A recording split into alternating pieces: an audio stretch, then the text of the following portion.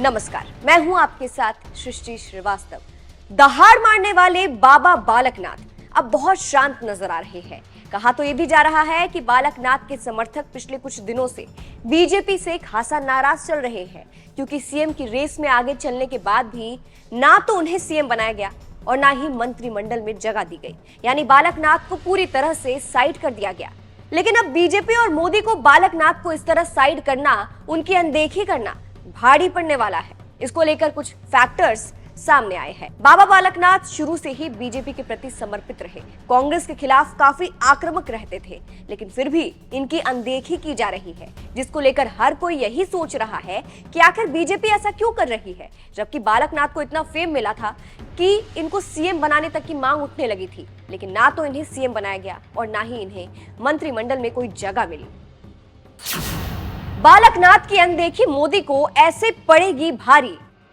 अब देखिए, कुछ महीने बाद ही लोकसभा चुनाव है। ऐसे में मोदी जिस तरह से बालकनाथ को साइड कर रहे हैं, एक हिंदू चेहरे को साइड कर रहे हैं, वो इन पर ही भारी पड़ सकता है, क्योंकि बालकनाथ का अपना एक वोट बैंक है।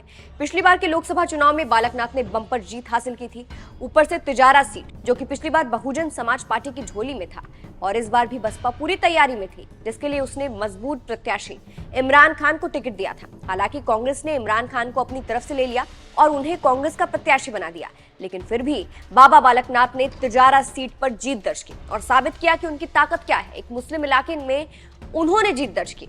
इसके अलावा कारण ये था कि बाबा के समर्थक ने भरपूर साथ देकर बीजेपी के खाते में एक सीट बढ़ाई। लेकिन अब जब बीजेपी और मोदी ने बालकनाथ को इग्नोर करना शुरू कर दिया है, तो इससे बालकनाथ समर्थकों की उम्मीदों पर पानी फिर सकता है।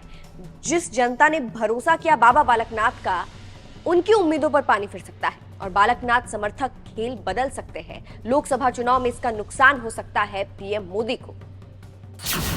बालकनाथ में योगी की छवि देखते हैं समर्थक।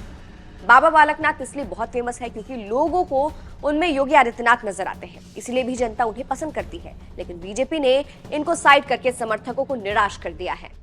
इसीलिए कहा जा रहा है कि मोदी आगे जाकर पछता सकते हैं। वहीं बालकनाथ को साइड करने के कुछ कारण भी सामने आए थे, वो भी जान लीजिए।